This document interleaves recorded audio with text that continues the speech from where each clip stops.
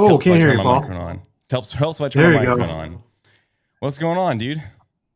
Once again, new live stream software that we've used like once. It's not streamlined like the old one we used to have.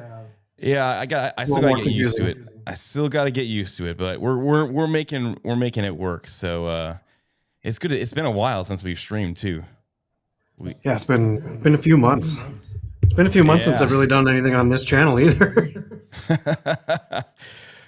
Yes, you are off your rocker there with all your travel, and you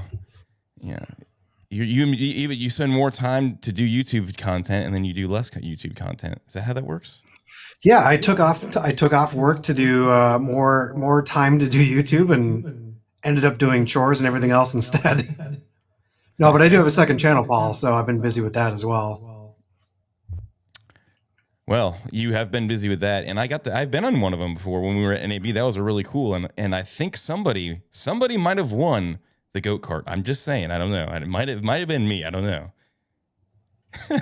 Yeah, we'll see. We'll have a rematch. We will have a.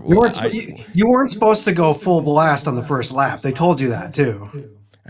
I break the rules all the time. I just went for it, Yeah. So Xtra Muse 2. Muse 2 and Muse 2 Pro.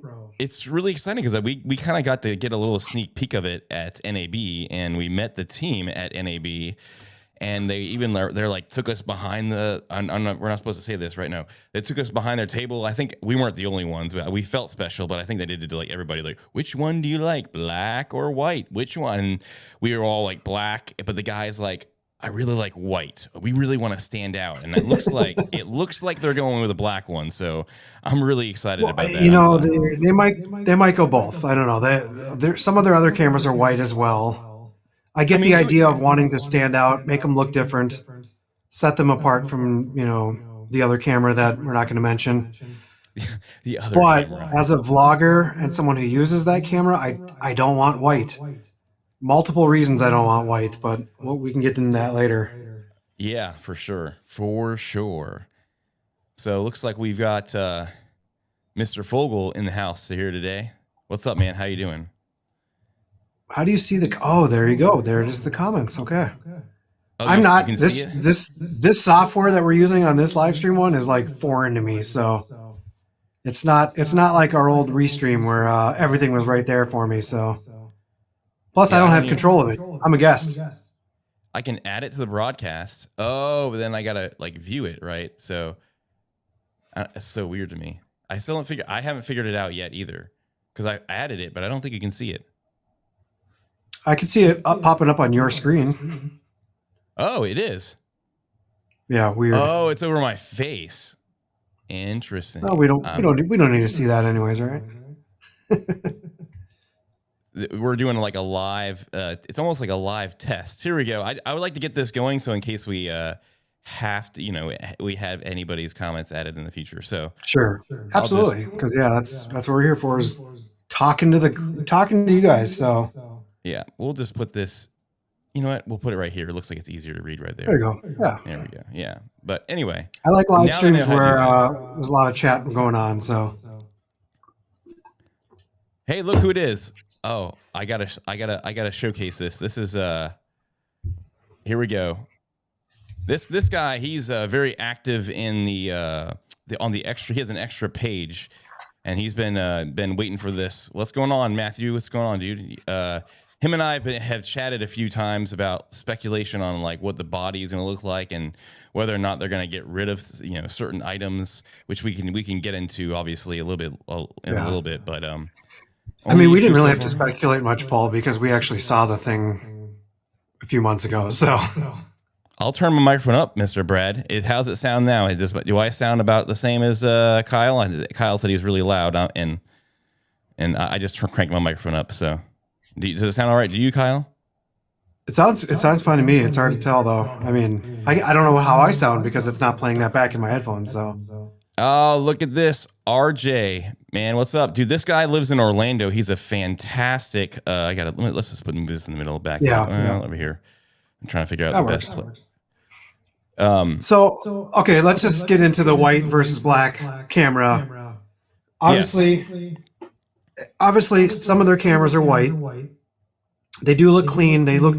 This looks different than DJI, so it sets them apart. But the problem is when you're holding this big thing and you're walking around there you vlogging, yeah. I don't want people to see my camera like a big sign like, hey, I'm vlogging. I want it as discreet as possible. Right. So it looks like it is. It totally looks like it's going to be to white. Was anybody in here for the countdown? I'm just curious. They've been teasing the white too, though, so I think they might go both. I know it's more expensive for them to make 2 productions, but I think there's a lot of people who do want white, specifically a lot of female content creators that want white cameras. I just like. There's so many times that you're filming things that people don't want you to be filming in places. Right. You just draw attention to yourself filming, and that's the last thing I want to do as a creator is draw more attention to myself when I'm out and about filming. You want to be as discreet as possible, and that's why a lot of people use their cell phones instead of cameras.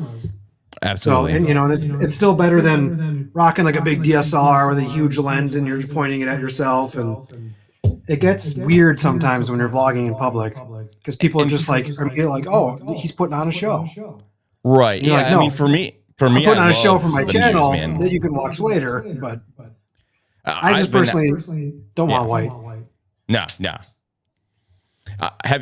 You've been using the Pocket 3 and the Muse for a lot of your second channel because it's a lot easier to carry that camera around, right? I mean, I've been exclusively using the DJI Pocket 3 with my name on the side because everyone else has the same camera and I don't want to lose it and pick up the wrong person's camera.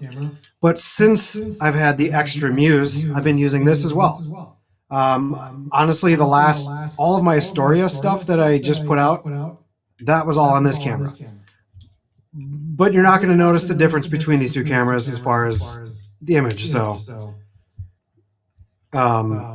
But it's nice, at least what I like about this right now is that I have one of them that might be my main camera and one that I can put in my bag as a backup in case, let's say the battery dies, maybe the camera went kaput, maybe I got it wet. It sucks to like go to a big event like the one I did in Astoria for the short circuit 40th anniversary. The last thing you want to do is go there and your camera breaks. So... And then you're screwed. Then you're using your cell phone for everything. All your Astoria stuff was just really cool. If you guys haven't seen his second channel, I don't even think we have it in the description, but just check it out. Oh yeah, look at that. That's so cool. What's funny is alive. My son has recently watched both Short Circuit 1 and 2. And he's like, the first one was totally better than, I mean, we all can agree with that, but I met one person on this trip that said they liked the second one better, and I was like, you're crazy. Like, I don't know why. The storyline's just not as good. But anyways, this Short Circuit.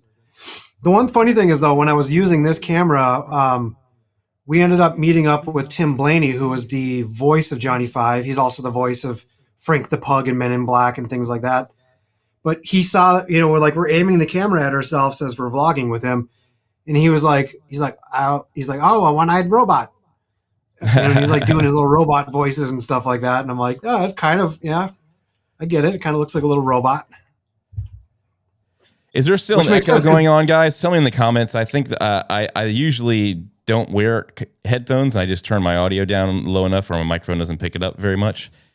But just let me know if you can hear an echo still. It was probably coming from my microphone. I don't like wearing headphones while I'm streaming, but echo is gone now. Okay, so I just had it cranked up too loud. Sorry. Thanks for the tips. See, I'm still getting used to streaming again.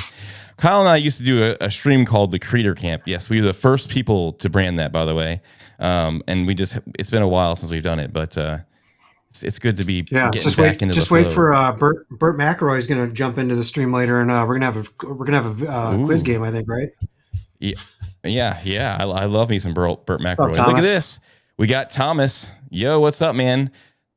OG team right there.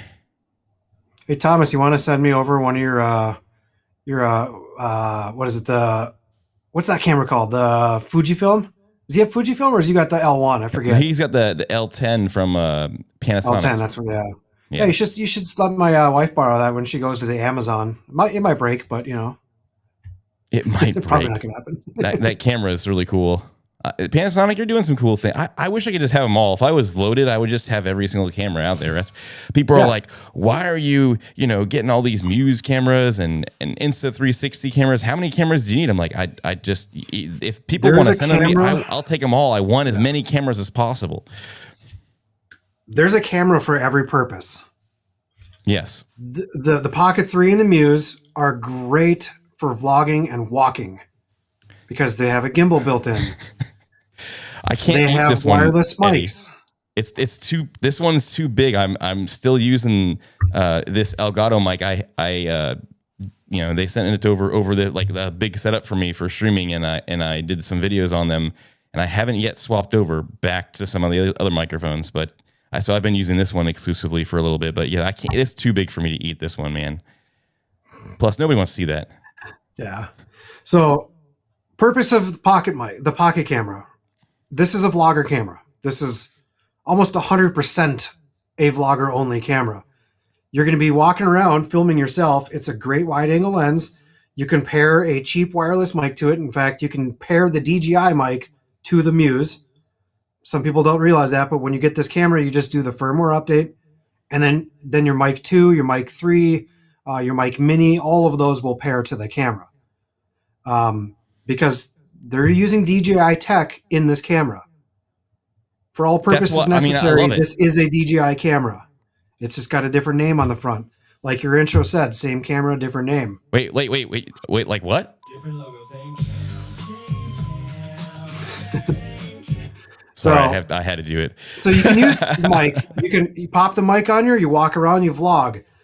You can turn the camera around the other way and point at stuff. You can do the little 2x crop zoom or the digital push and zoom.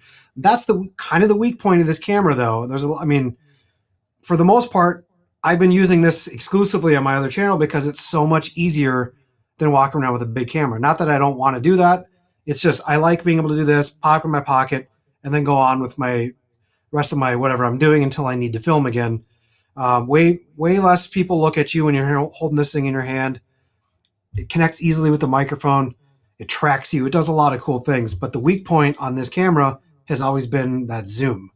That is where the Muse 2 is going to come into play because it has the second camera on the thing that does a 60 millimeter focal range. Well, it has a 60 millimeter equivalent. Zoom. Yeah, and then you can still do the digital zoom. Once we get it in the hand, my only question still is, does it have the little because on this camera, when you go to the bottom of the screen, you'll see that it has it'll say 4K, and then there's a little, I can't do backwards here. You'll see this little arrow thing next to it. If you click that, let me do backwards. If you click that button, it'll zoom in 2x. And that does a crop on the sensor, and it's somehow supposed to, there we go. Somehow it's supposed to keep the resolution in a 3K, 4K when you do that. And then you can still zoom in. Whoop, that's pan. Hold on. You can still do a digital zoom past that, but once you do that, you're going to be in 720p. So that's been the downside. So having that 60 millimeter zoom lens to begin with, which I believe you might still be able to do that 2x crop on, or even the digital zoom. So, because I think they said it'll be up to a 12x zoom. That's going to be a game changer for vloggers who like this camera because you can still put it in your pocket, and now you can finally zoom in on things to get different focal ranges. Because that's been the weak point of this camera since the day they put it out. Yeah, I mean, even they had 3 times zoom, 6 times zoom, and I think then digitally you can zoom in to get that 12x. I think. Yeah. So. And that's been my big hang up. And luckily a lot of the content I've been doing with this on my vlog channel, I've just dealt with it. You push into the zoom on that 4X, and most people don't care as much about quality when they're watching those kind of channels. Right. But when you have it, that's a game changer too. And I even remember watching a lot of Ad in the Woo channels where people are like, yeah, your camera looks good. Because when he replaced that his camera to the Pocket 3 at one point. But people are like, yeah, but you can really tell the difference when you zoom in on stuff, how bad the quality gets. So some people still care. But for me, I care more than anyone else. Like, I want my image to be 4K all the time. So, I mean, that's why we switched to this particular streaming, so we can stream in 4K. Yeah. Yes. It worked okay on the other one because we were trying to go for an 80s nostalgic kind of look. So it made sense. Yeah, so we have an interesting. So first of all, the Zoom the Zoom is great for public speaking. So he said that Matthew said that while you're describing how to do it, but he also came up with another great point, which is something that I'm curious how you think about this, Kyle. He said he would love to hear our thoughts on like the tripod mount being on the bottom versus the USB-C one. Because my thought is the same as Matthew. Is like, okay, if you have that on the bottom there, that tripod mount, that's going to eliminate the ability possibly for a battery grip. But what do you think about that, Kyle? I have my own thought on that. I'll say it after you say it. I asked this question to Xtra. I didn't get the most straightforward answer, but what the answer I did get is that made it sound like on the bottom you're going to have, like right now, this is the original Muse, you have just the USB-C. And then you have to use that small adapter or the battery grip that has the quarter 20. The answer they kind of gave me made it sound like they're going to have both quarter 20 and USB-C on the bottom. I'm not 100% sure that. We don't have the camera in hand just yet, so your guess Which is still funny good as mine. I know somebody that has one, and I've asked him that, but he has not gotten back to me yet. He's coming back from overseas, so most of the people that have it in their hand right now, they're still the prototype cameras. They're not going to be the production. So from what it made it kind of sound like is that they might have both on the bottom. Because that was my first thing. When the second they put out that sketch on their, like, that someone else made that they reposted about just the quarter 20 on the bottom, I said, if this thing doesn't have an extra battery, that's kind of a deal breaker because these do not have enough battery by themselves. In fact, I bring like 3 of these batteries with me when I go out filming because you burn through these things quick. Later today, we might bring in another guest, a friend of mine, but he told me that he spoke to Xtra, and Xtra did actually tell him that they are making a battery grip accessory for it. So what that looks like, how that connects, I don't know, but that's what he was told. Obviously, I have no communication with Xtra about that. That's just kind of like hearsay, what somebody else told me, but they said they've talked to Xtra about it. And Xtra is supposed to be having a battery grip of some sort. Whether they're doing the way that Kyle is, I have no idea. But it sounds like a smart move. Because everybody's going to want to use these cross-made accessories. Brands aren't going to want to make specific accessories just for the Xtra. Because right now, if you go to like Ulanzi's website and Telson's website, all these third-party manufacturers are saying for like Pocket 3, Pocket 4, and Muse. So right now they're just kind of monopolizing the fact that they can make one accessory and it's compatible with all these various cameras. When you look at the original Muse side by side with the DJI Pocket 3, everyone probably seen this before. These are literally almost identical in almost every single way. The difference is like the texture on the back is slightly different, but every other thing other than the paint is identical. So all of the accessories work for both of these. Now, I think what Xtra is trying to do with this next camera, the Muse 2, or the 2 Pro at least, I don't know about the 2 itself. In fact, we know more about the Pro than we do about the 2. So, from what I gathered... Well, I have something to say about that. I think really, they want to make it... What? We've heard it. So, sorry, I had to do it. I had to do it. But so I think if you look at the pictures of the DJI Pocket 4 Pro or P and the Muse 2 Pro, they do look different. The cameras look like has a different body around the top. The flip screen has that flippable both right or left, but because of that, it doesn't center like it does on this one. It's going to kind of sit off to the side, regardless of which way you put it. That's different than the DJI. So I think they are trying to separate the look of the camera as well from the DJI, so it's not like a direct hand copy, which will probably also help them with a lot of the FCC stuff. Right. Well, I mean, and from what I understand, this is kind of what Xtra kind of explained it to me. It's pretty much the same camera as far as all the functionality, all the specs, all that stuff, image quality, all that's the same. They kind of purchased the rights to use all of DJI's, technology essentially. Yeah. And so they're just able to put all DJI's tech into whatever little handle design they want. So if they wanted to keep it 100% identical, they could do that. If they want to add little changes like they did with the little screen, they can do that. But essentially, you're having the exact same DJI tech inside of these cameras. So that's the way it was kind of described to me, is they bought the rights. They bought the rights. Right. So I'll release you got the. We can't talk about that right here. Sorry. This is a no. There is one guy that did get it. It looks like a good look. The Luna looks like a good camera. The problem is all these cameras these days are getting really good, right, Kyle? I mean, come on. Well, I think from what I'm gathering, for the issue that I have with the Luma is that it does some things maybe better, but it also does things less good. Like it only does 4K and 100 frames per second. This Muse 2 Pro is going to be 4K and 240 frames per second. Which looks good in all the sample footage that we've seen that they sent us. I would like to show if some you have stuff you can share. Yeah. Luna right now is getting, or the Insta360 is being sued by DJI right now for stealing patents on their camera. That might affect them badly in the next month or two. Right. I'm pretty sure that's probably why they all of a sudden said, put it out there, get it sold. Push it out there now. Yes. Like B&H all of a sudden just posted it, and they were like, everyone was like, wait, this isn't supposed to be released yet. They said it was going to be released in a month. All of a sudden it's out.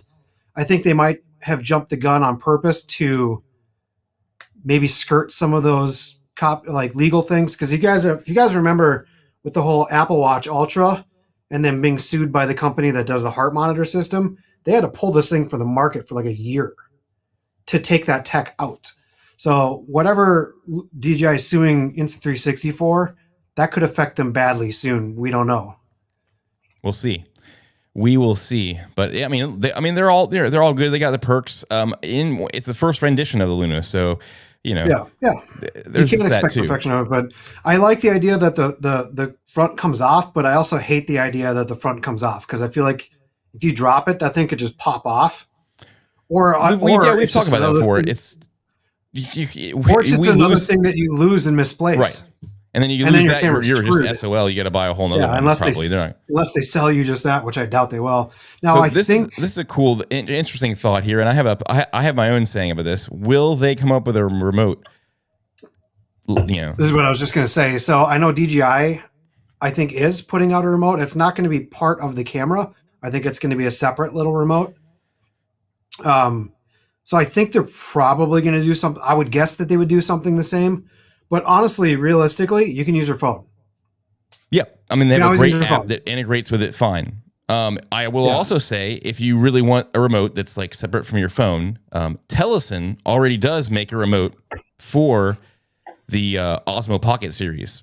It looks, it looks almost very similar to the Osmo one, the little square. I mean, it has their own. It has a little record button. It has a little rocker button, so you can control the zoom and all that stuff. They have one. There's other options out there. If DJI I know we know DJI has one. So whether, I'm sure Xtra will come out with all these things. We don't really know the ins and outs. I have heard that Xtra is going to be coming out with their own microphone. But you don't even need that because they work with the DJI mics. But just to, I'm assuming they're going to have their own creator combo bundle, which will come with a microphone. So, but they are coming out. It's probably going to just be this with an extra name on it. No, so like, so I personally own all the DJI wireless mics. I'm still exclusively using the Mic Mini for one reason. If you lose these, they're $25 to replace. Honestly, I use them because it's small, and it's less hassle. I have the mic 3 and it sounds good. But the difference in like the sound versus the mini is not that big. And I mean, it's just, you don't have to worry about the 32-bit float. I mean, it is nice having the backup if you really use that, but typically I just turn it on, leave it on all day long. The battery life in it is incredible. And when I turn the camera on, it links back up with the device. It's great. Yeah, I mean, that's what it's supposed to do. I've definitely noticed that this thing sometimes after like not using it for 20 minutes will just turn off altogether. Yeah, you so kind of have to turn your camera back on. You have to make sure your light's back on. But I like this because like the wind muff on the thing is tiny. So it's like once you put it on your shirt, like you don't even notice it. Yeah. And I was going to take a Sharpie actually just paint off the DJI because I don't like that reflection. But the what mic are we shooting with? Big and it's got that huge fluffy muff on the top. So like that sucks sometimes. Thomas, we are streaming with Ecamm Live. So I think it's a little bit of a learning curve to get used to, but it does have a lot of control. I mean, you can pretty much customize the screen and the templates, and you have different scenes. I can use my Stream Deck Plus to control all the buttons and everything like that.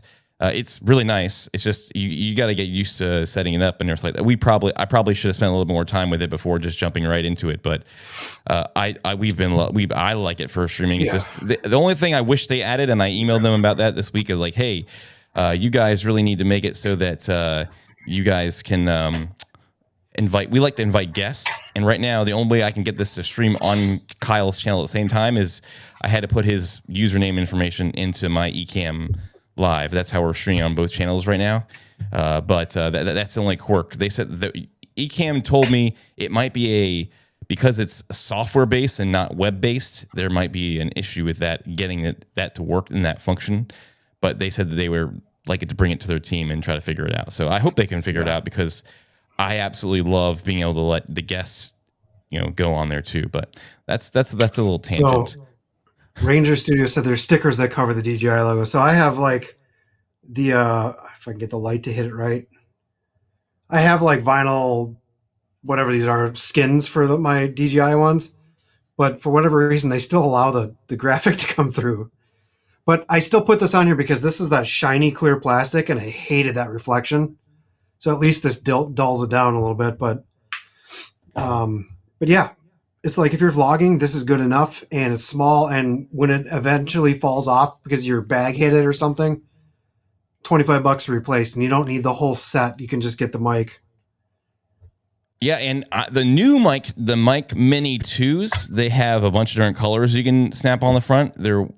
But I've seen people, if you have 3D printers, you can actually print your own whatever cover for them. They have little templates on the 3D print websites typically, and you can just either customize it to be whatever you want, or just print like a straight black or straight white, whatever color filament you have, and just snap it on right on the front. So that's the nice thing about the Mini 2s.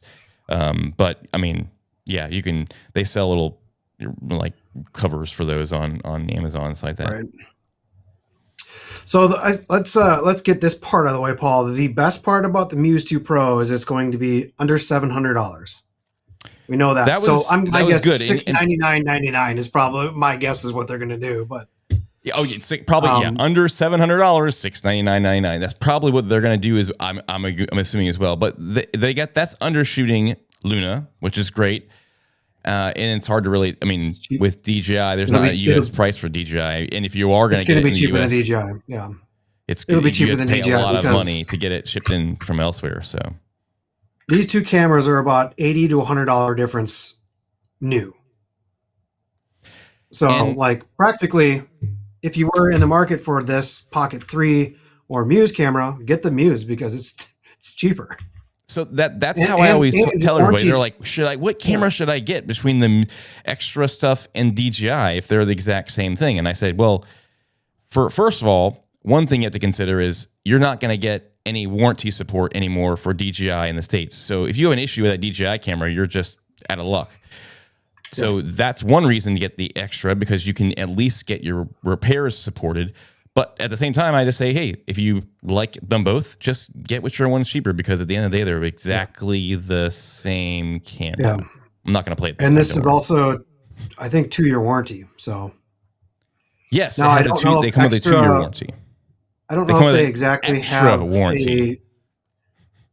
There you go. I don't know if this has the like extra care or something like that, if they have that set up or not, but I don't think they have it set up currently. But what's really cool, I don't have the screenshot of it, but right now too, if you want to for the pre-release, I believe there should be a link in the description.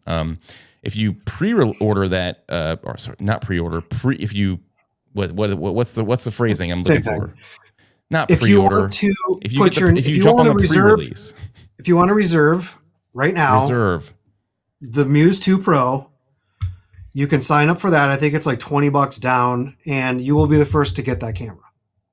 Other than a couple creators, but there's also another perk. I believe they're also giving you a like $60 off a discount if you pre-order or if you do the early release. So if you pay the $20 now, you're going to get $60 off later. And I believe they even said that $20 is refundable if you change your mind, I think. Let me pull up don't quote me on that, but I think it says it on their website. The actual notice that they sent us just to...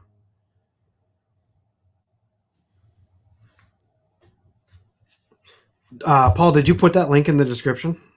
I should have.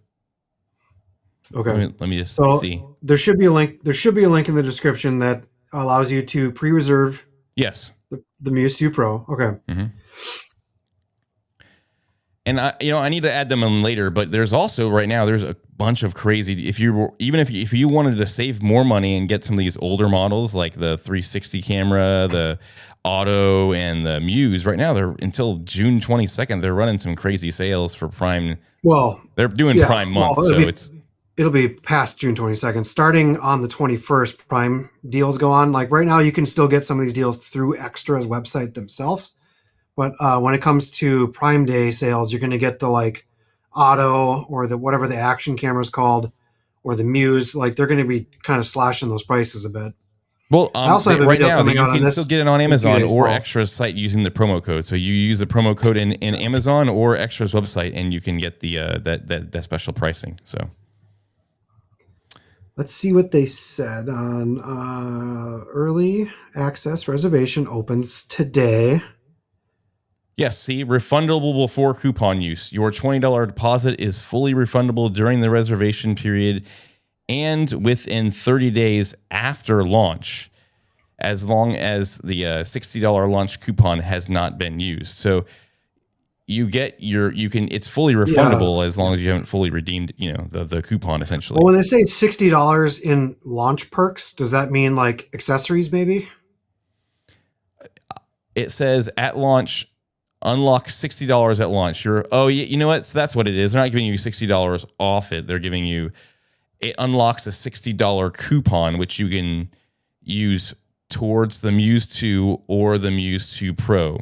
So yes, you're getting $60 off essentially. They're just giving it to you in the form of a coupon. So I'm assuming what's going to happen is you're going to pay the $20 for your pre-release, and they're going to send you in turn an email with a coupon for $60 off. So once the actual release goes, then you can use that $60 off. So it looks like on the pre-release reservations, they have it looks like 10,000 spots claimed, like spots available for that pre-release. Right now, I think they're already at like 1,000. Right now they're at 420, unless I haven't refreshed it. Did I not refresh it? Maybe I didn't refresh it. Oh, I'm looking at something wrong. Yeah, so everyone who wants to save the money and get the pre-release and have the camera first, they're going to be able to get it, I think. So, yeah, it looks like you're going to get a $60 coupon towards the camera once you put the deposit down as the pre-release. And you're going to get free priority express shipping. So it looks like, Paul, I mean, we got some specs now. Should we go over some of the specs for this camera? I think it's time. And once again, this whole stream right here is just for if you guys have any questions you want us to talk about or whatever, just slap us a question. We'll just keep talking because we're yappers. So you can just keep. All right. So first thing first, like image quality is going to be an improvement over this old camera. It's a 1-inch CMOS sensor. Supposedly, and this is going to be in X-Log, I'm guessing, has 17 stops of dynamic range. That's more than my A7S III. So I'll see it once I have it, and I'll believe it then.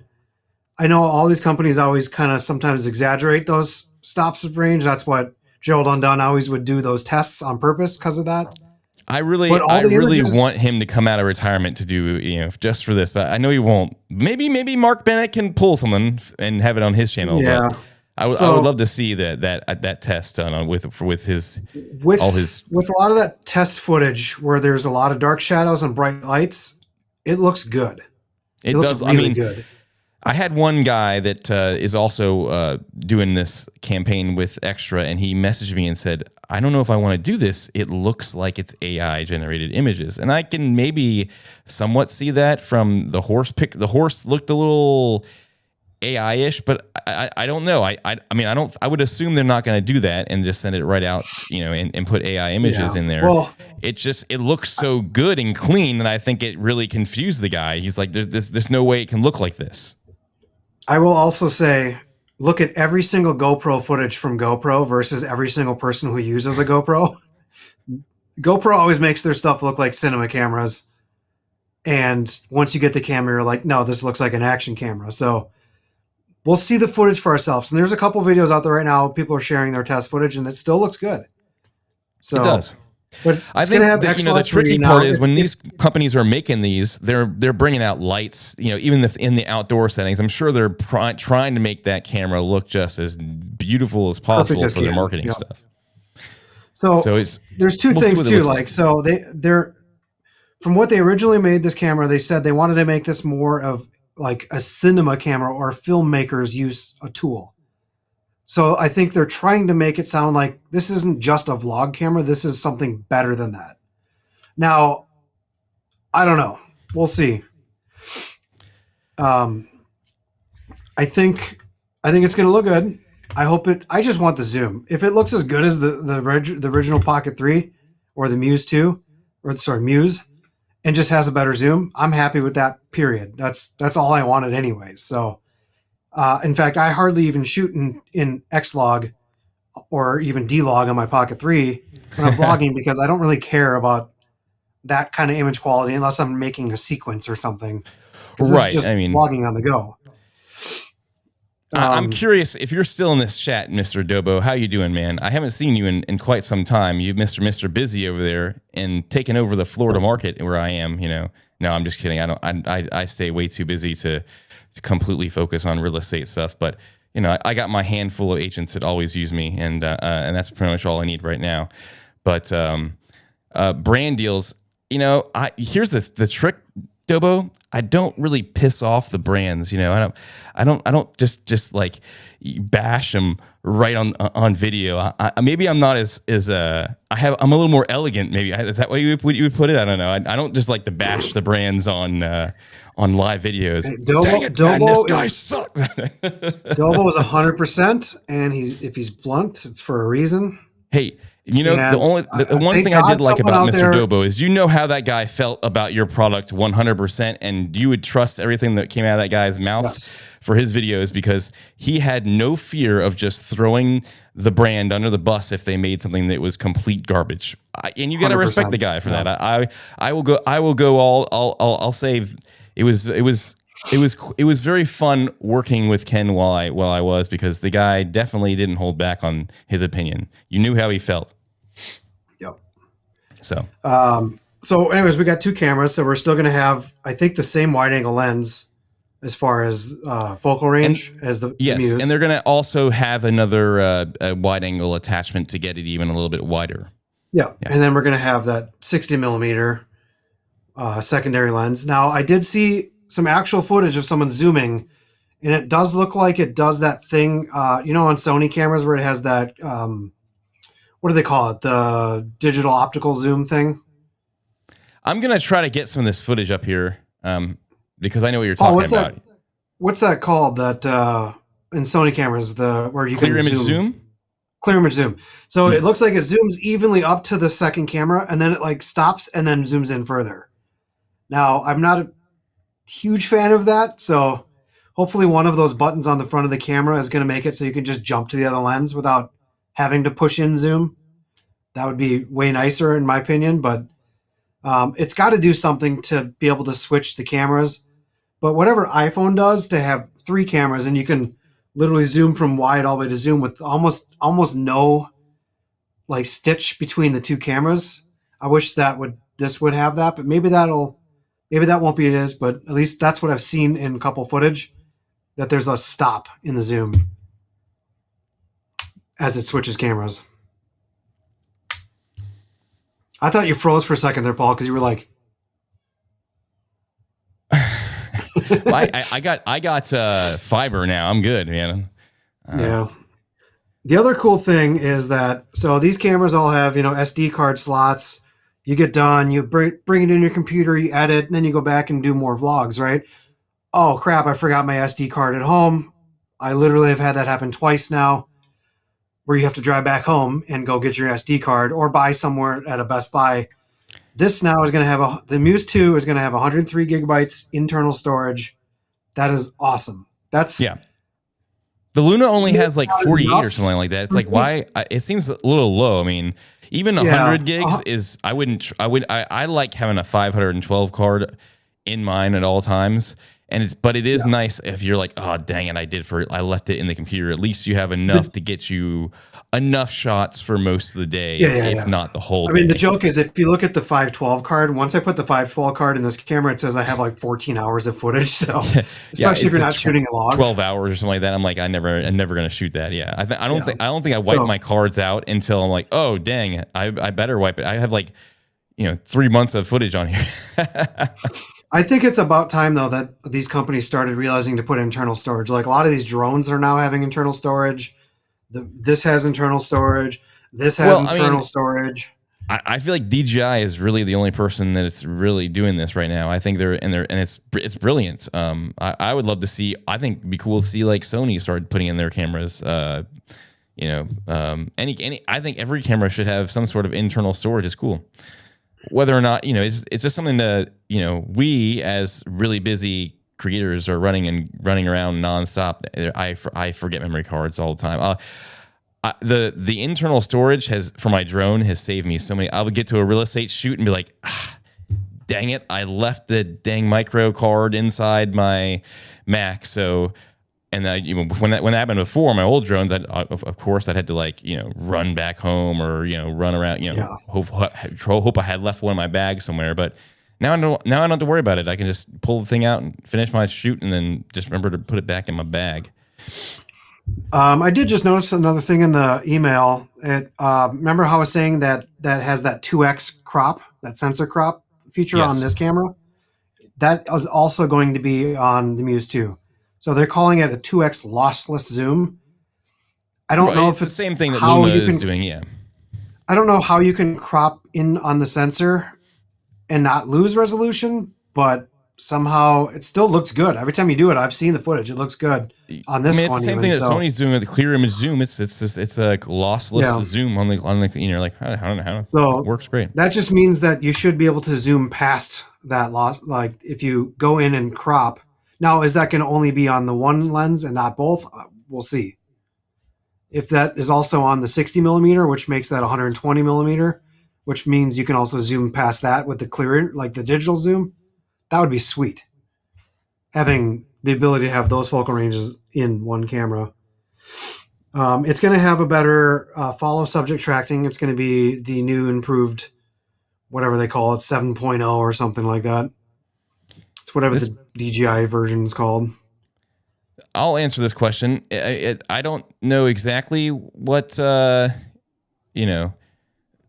answer this completely. Why is it not pretty much the question is when you it looks crisp on the iPhone, but then when you upload it to YouTube with the max quality, it still looks poor. I mean, there is definitely some YouTube compression going on when you upload footage, but I don't know. I slip iPhone footage into my YouTube videos all the time, and I don't really necessarily have any issues. You have any thoughts on that, Kyle? I don't.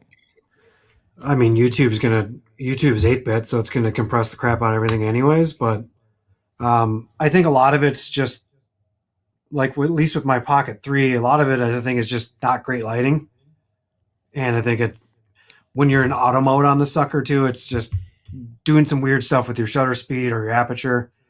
But there are times where you have like great lighting and you look at it and it looks as good as my other cameras. So it's Right. I think a lot of it's that. I think it's more sensitive to lighting, especially in auto mode, than like when you're practically putting your A7S3 footage with very Right. I mean, specific settings. the So day that these cameras can look good in a studio setting like this, indoors, where they can look almost indistinguishable. Like I could open up the Muse in here right now, and I could tell it's Muse footage. you want me to switch? Should I switch to my Muse right now on a webcam? Try it. See what happens. I'm Let's curious. So you switch to that. Let me know when you're ready. But yeah, the day that those cameras can do that, I am gonna be like, wow, like that's gonna be impressive. I love shooting these pocket cameras more so than my Sonys, just because they're so convenient, especially for family stuff. So Sigma BF, anyone?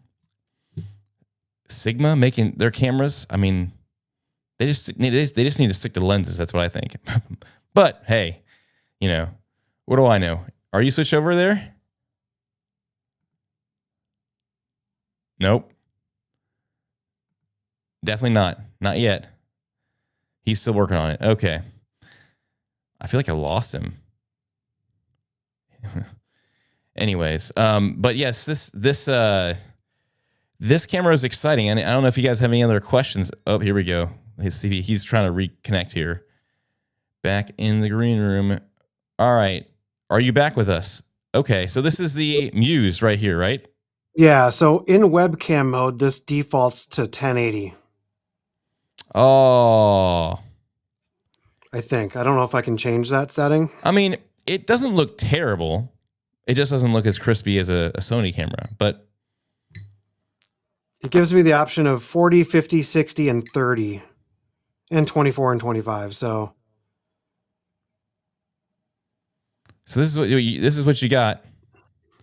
This is the Muse. So, like I said, and I think he could combat this even a little bit more if he were to use some increase his studio lights in his room if he really wanted to. So right now he's just literally using the exact same like brightness as for his Sony cameras, and they're better in low light. So I think it's a very unfair comparison. But he could get it to look a little better. I'm also in everything auto right now. I did not gray card this. Controls, I did not. right. Yeah. But I can also maybe put. No, they do not have that. Okay, I was gonna say, can I put the like soft skin? The soft skin feature for the live stream mode. It doesn't. Yeah, so you can film an X-Log if you want. Yeah. Yeah, I wouldn't do that, but yeah, it looks like it's got some image stuff. Plus, I'm in default. I'm not in custom. The one thing I always recommend when people get these cameras is to reduce their sharpness by -2, because these cameras are too sharp sometimes. I think I go details down by like -1 or something like that. Yeah, noise reduction down to -1.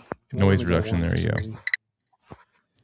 Because that'll help a little bit. But ND filters, as far as I know, for sure right now, the DJI ones are going to get the ND filters, because I've seen Freewell and all those other companies. They're already marketing those.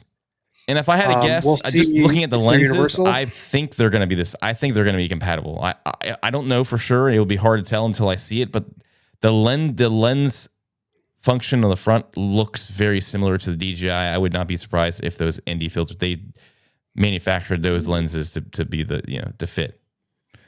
Hey, the auto track does work on this though. I mean, hey, look at that, Paul. I'm getting used to that. It's kind of cool, Maybe I need to switch to just be, maybe once the Muse 2 Pro comes out, maybe it'll look even better. I don't know, for low light situations like that. But that, Well, you could turn that off if you don't want it. It's probably a little bit too crazy on a webcam. But there's some functions you can do on here though for settings while you're doing it live. So I just wish you could do 4K on it. Like right now, my other camera was shooting in 4K, so that's that's a big difference right there. But this was a good test. This goes to show that, you know, if you get this camera or, you know, one of their other cameras just to start out and you don't have any mirrorless camera, you don't have nothing.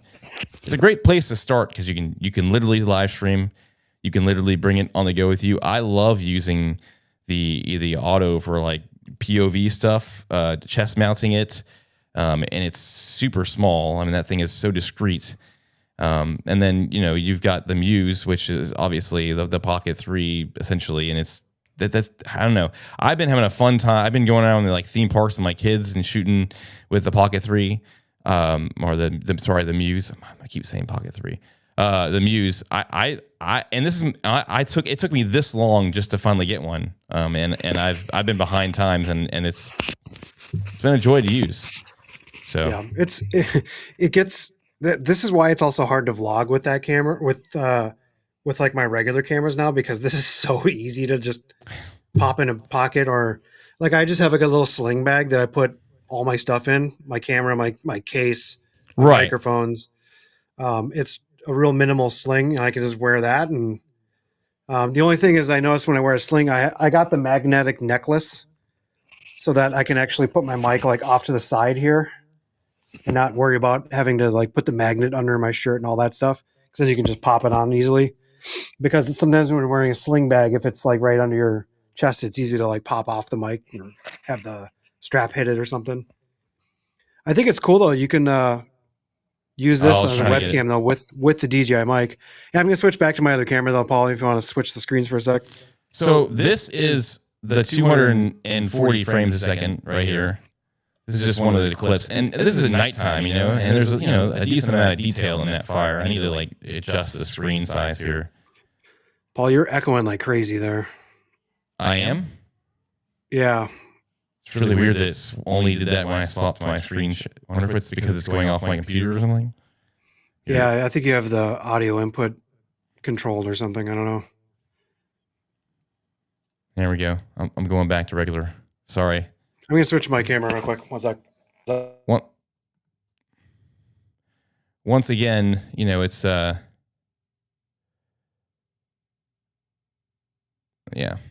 I totally need to figure out the audio for that. Sorry, guys. But any other questions we got here going on? You know, I will say that I don't know if you guys heard this. So right now, I'm kind of have this idea that I'm trying to work with. Kind of wants, and I really would like to do like a music video. I've been like delaying. I haven't never shot a music video on my own. I thought it'd be kind of fun to play with and toy with. And so, if you guys heard the intro music we were doing, you probably didn't. But I did that song and I sang it, and it was a fun little jingle to write up. But yeah, this is my joke. I kind of been throwing it in there.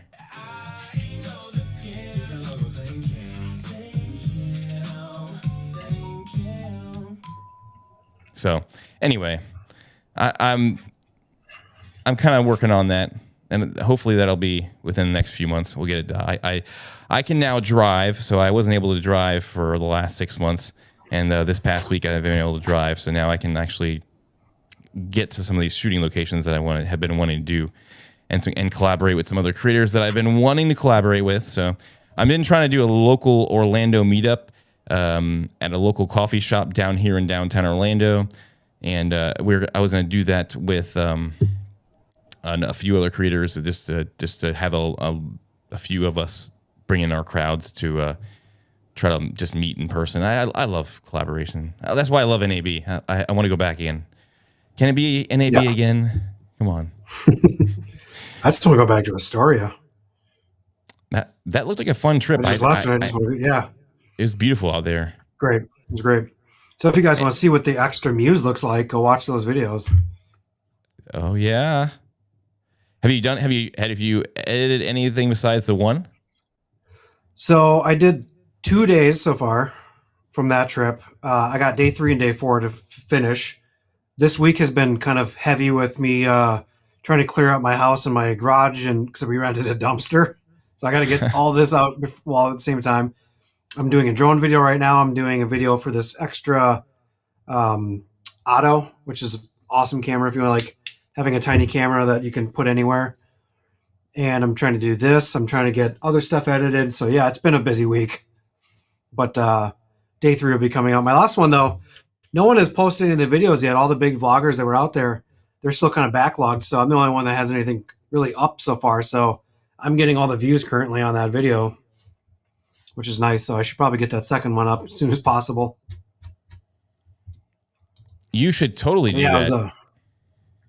It was a fun week. If you guys haven't been, Astoria, Oregon, it's where they shot The Goonies, Short Circuit, Kindergarten Cop, Free Willy, some of Flight of the Navigator, Teenage Mutant Ninja Turtles 3. I mean, it's just a lot of movies in that area. Not to mention Oregon in general. But the third one was there. Turtles. Is that Turtles in Time? Wherever they are in Japan, supposed to be. Yeah, Turtles in Time. So you're saying that even though they're in Japan, they're in Washington? Yep, Oregon. Okay. Well, or Oregon. It's basic. It's on the other, right across the river. So, but yeah, it's just a fun little town. Great people there. Every store, regardless of what the store is, has something for sale that's Goonies related or now Short Circuit related. So.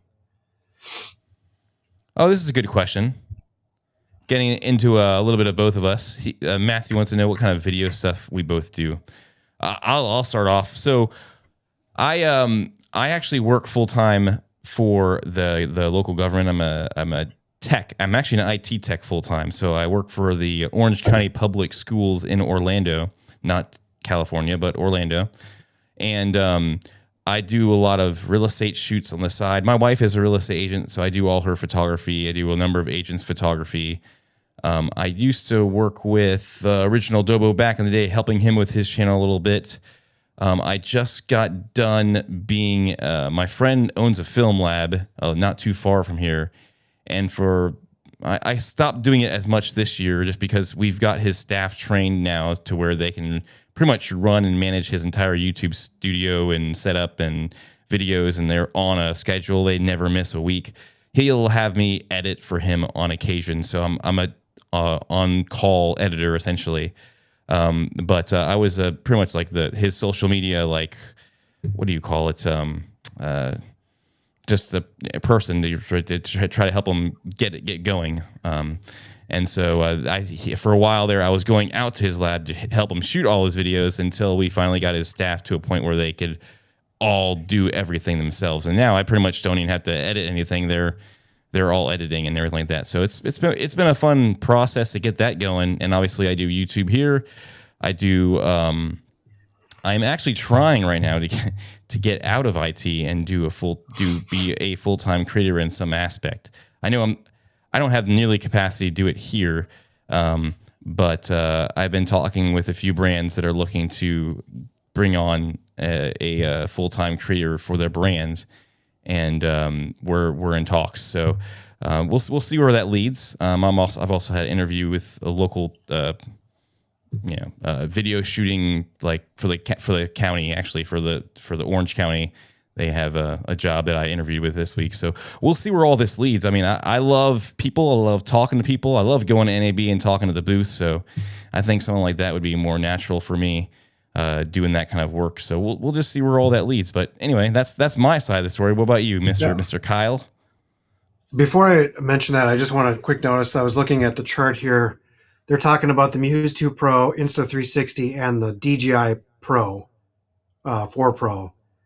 It says on the Muse 2 Pro, it says 1/4-inch thread hole and USB-C port, both available on integrated grip. Now, does that mean it's on the bottom? It might mean, I don't know if it means if it's on the bottom or maybe it'll be on the back. Maybe that could mean that too. Yeah, I mean, the way I see it is it doesn't necessarily have to be on the bottom. It could be integrated grip they've designed to work somehow with the USB on the side or the back or something. Yeah, so it just needs to work without a cable. So that's the thing. The other one says additional 1/4 thread handle required for 1/4-inch hole, and that's both on the Luna and the DJI Pocket Pro. So if they put the port and the 1/4-20 on the bottom, and you can just plug in a thing, that'd be sweet. Now it'd be really cool if you could reuse the old ones if you already have a bunch of these batteries. So right. we'll see. see. We will have these in our hands hopefully in the next like week or so anyway. So um I just thought I'd mention that too real quick. So I work full time. When I say full time, I mean 3 days a week in pharmacy. I also have this channel, which is all my gear review, tech review kind of stuff, or filmmaking review stuff. And then I have a second channel that I just started that is more exploration, adventure vlogging, events, film locations, movie related stuff, pop culture, whatever. Um, we go to so many cool places all the time to film cool gear reviews, and I was like, hey, I wish I could film other stuff. And then one of these big vloggers once told me, well, why don't you? So I started a second channel a couple months ago, and it's growing a little bit. So it's fun though, and for me, it's more of a creative outlet because sometimes you just get so burnt out or bored of doing the same lens reviews. Because let's face it, a lot of these gear nowadays, like lenses and cameras, they're all getting so close to being the same look or as quality that it's hard to stay interested in it as much. I mean, I will say So these third parties and these Chinese companies now with these lenses are just getting so close to the quality of the manufacturers of these cameras that it's almost like, should I spend over double the amount of money on the same exact lens just for maybe a little bit of like lightweight and a tad bit more sharpness to it? It's crazy. And sometimes even not even that. It's just literally this like, I don't know. It's crazy. It'll be interesting to see where we land in the next 5 years. But I feel like these pocket cameras are kind of like the future, right? If they can get all this tech to continue to grow and prosper, I think these. I mean, I would 100% for my back purposes switch to those pocket things versus like these, nice, awesome. I love these cameras, but it's so much more convenient just to grab a pocket camera versus one of our Sonys. But I don't know. It looks to me, I'm just looking at one of the photos of the Muse 2 Pro, and it does look like, I can maybe try to show this on. It looks like there's a little slot on the side there, and I'm not sure if that's for an SD card or USB-C. My guess is that's where the USB-C or the SD card is on like I think the it's regular the Muse. SD card slot, yeah. But if they put a door in front of the SD card, that makes me think they're trying to weatherproof this a little bit more, which is a good thing. I don't have a picture of the bottom, I don't think.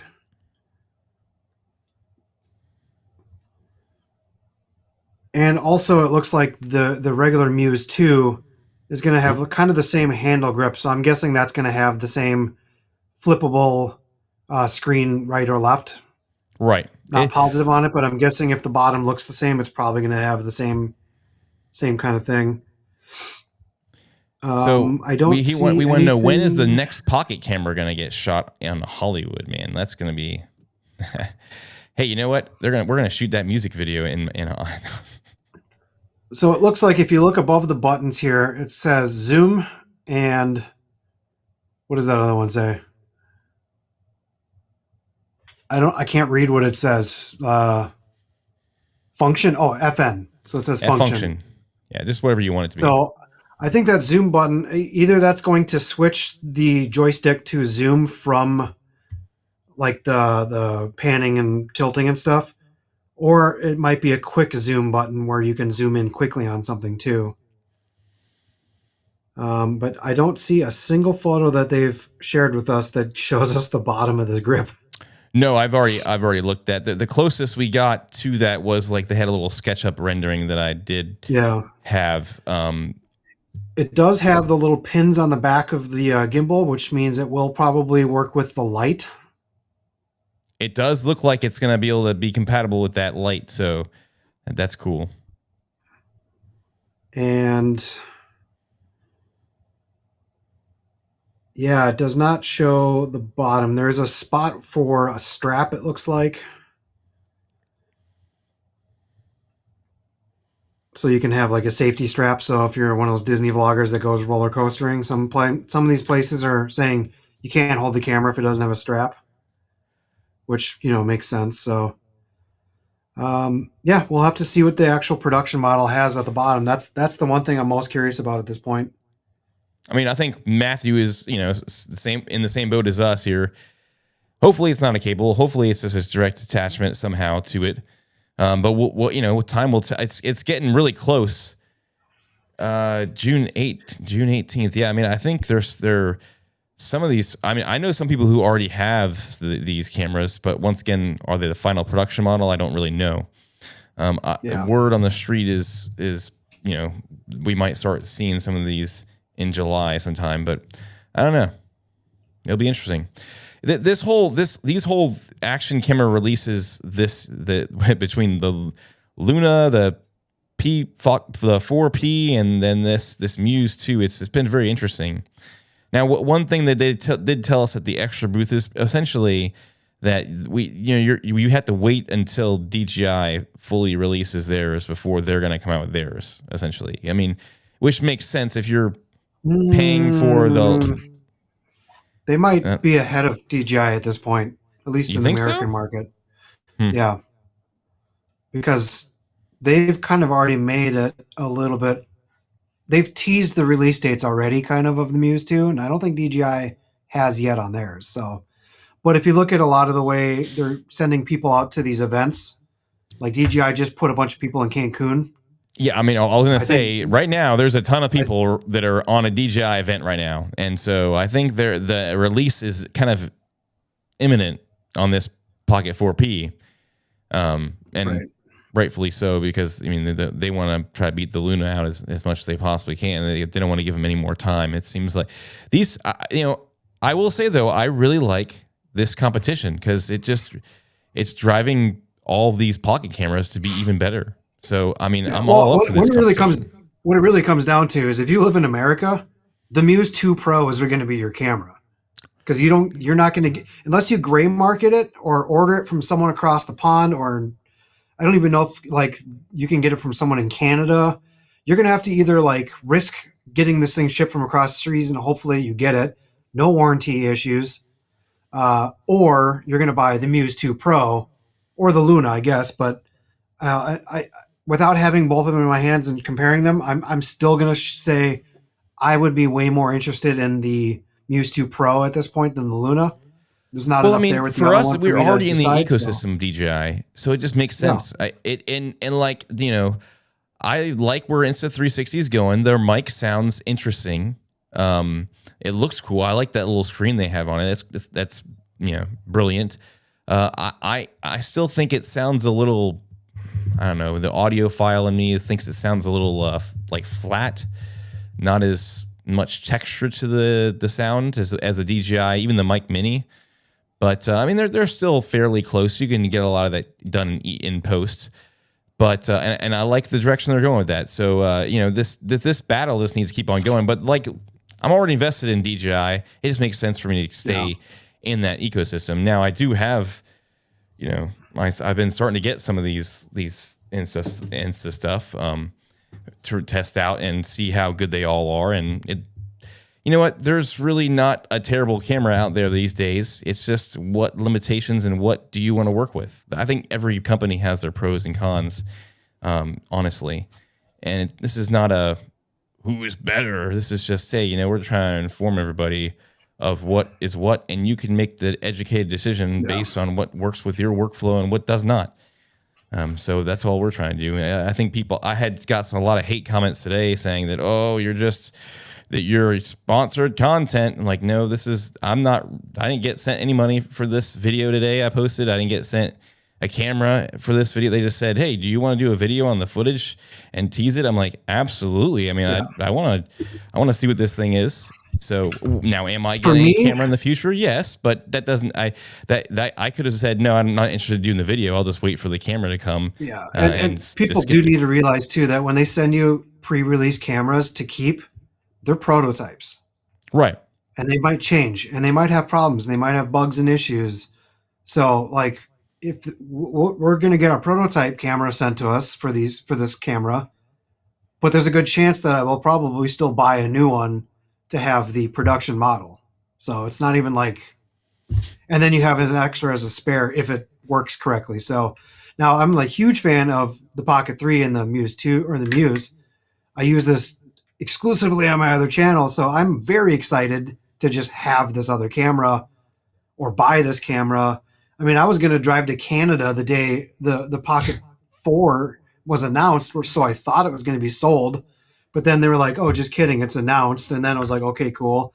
And then they were like, we're going to announce the 4 Pro. And then I was like, cool, maybe I'll have someone buy it for me in Canada that's going to the story events. And then it still wasn't released. So I just want to get the new versions of these because I want specifically a better zoom. The rest of the camera, if it's exactly the same, that's fine by me. So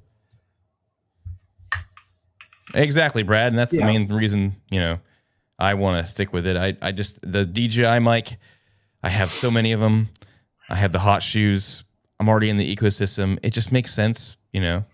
I've started collecting some other cameras, microphones, but at the end of the day, I mean, it's just, I don't know. We use whatever works for us, right? The most fair thing is that the new version of the DJI, this is their 4th version of this camera. That means they've figured out a lot of things along the way.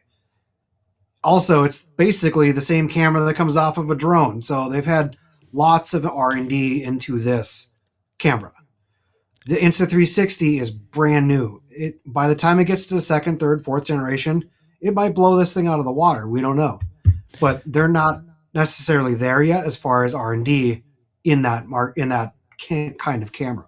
From what I've seen, it seems like their tracking is not quite nearly as up to par, you know. And now if you don't use it for tracking, then that could, you know, it might not matter to you. But from what I can tell, their tracking is just, it doesn't keep the people as much. It loses, it sort of tracks that remote handle, but it's not supposedly, from what I heard from people that have used it, it's not as sticky. So the tracking is I would say the biggest lacking part of that camera as far as features go. And then you've brought up some good ones that some of the resolution's not quite as high. I mean, the image looks great with those Leica co-engineered lenses and image quality. I think those warm tones look really nice on it, but time will tell as obviously I can't wait to see some of the footage comparisons between these cameras. I just rather trust a company that has had a decade of R&D behind that product before even if it's a newer version, like they have more testing that they've done over the years to kind of perfect their camera. And I already own all the DJI mics, and it's going to integrate well with stuff like that. Like, for instance, even that iFootage slider for pocket phone, for cell phones and pocket cameras, that's integrated with DJI. So this camera still, even the Xtra, will still integrate with that slider. There's a lot of things like that. Matthew hit on the nail exactly what you said. He's just like, you know, he wants to, all the new stuff from Insta360 looks great, but he still loves the DJI and Xtra stuff because they're tried and true and they've been around long enough to trust them. I mean, when you were going out and about, you know, sure, you might get to try all the cool new features of a new brand that's just now jumping into it, but I think that's a lot of reason why you still see Sony cameras on productions and not, you know, some of these other cameras that are just now starting to get up to level of the Sonys still not being used in production as much as just because Sony has been there now and been doing it for so long that obviously all these rental houses and all these film houses are not going to run out and just buy the brand new things when they come out, but they've put these things through tests and tried them and they've been true. So I think anytime you come with a new product, it's definitely hard to cut into that market. So, I will say though that these pocket cameras are, especially with this Pro now, having multiple zoom focal ranges, having a better quality image, they're really going to hit companies like Sony with the ZV models hard. Now, unless you're doing photography, and you know, we don't know what photography looks like on these cameras. I've done like 4 photos ever on this camera, and they look good, but it's not a photography camera. Maybe I should do a video on that, like photography only on the pocket, on the Muse 2 Pro. Muse 2 Pro versus Sony. Yeah, be interesting. Yeah, I would guess that they still look more cell phone-ish, maybe, but we'll see. We'll find out. But as far as Yeah. like video is going to be concerned, like I think it's going to really put a kibosh on like the ZVE10 for video purposes, or even like the G7X or the Sony ZV1. Right. It already to me puts cell phones to shame. Like now, I get even one of my videos that I did in Astoria when we were in the stage on auditorium, I switched to my phone because I was further back, and even punched in, it wasn't close enough, and it looked bad. So I went to that 8x camera on my cell phone so that I could get at least a better zoom that looked more clear. But now this will have that same kind of camera, so that's going to help a lot. What I'm curious, what accessories do you want to see for these cameras, and which ones are you hoping work with it? Because you've used the Pocket 3 more than I've even used the Muse at this point. I'm still trying to collect a bunch of accessories and see what I like the best. Literally battery grips. When you're shooting for a full day event, and like my videos were like 4 hours of footage that I cut down to 30 minutes because you have the camera in your pocket. It's so easy. You're just popping that out and filming everything. You decide later. Now that's maybe not the best thing, and you start figuring it all along the way. But you need battery grips because you don't have 30, 40 minutes sometimes to charge. So it's having dedicated extra batteries is a must for this camera. Hey, Matthew, let us know down in the comments since you were doing so. I saw that you got the Luna. I'm curious.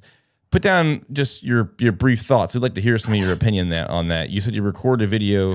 I mean, what do you think about the tracking versus those two cameras? Because I know that I can already see that you love DJI and the extra stuff, and you're skeptical. But you said you really like them. So I'm just curious. You said I'm skeptical. Here we go. I'll just put this in the. He said he was skeptical of the Insta mic and the screen, but having used both, you really like them. You still like the DJI and the Extra. So you like that ecosystem, obviously.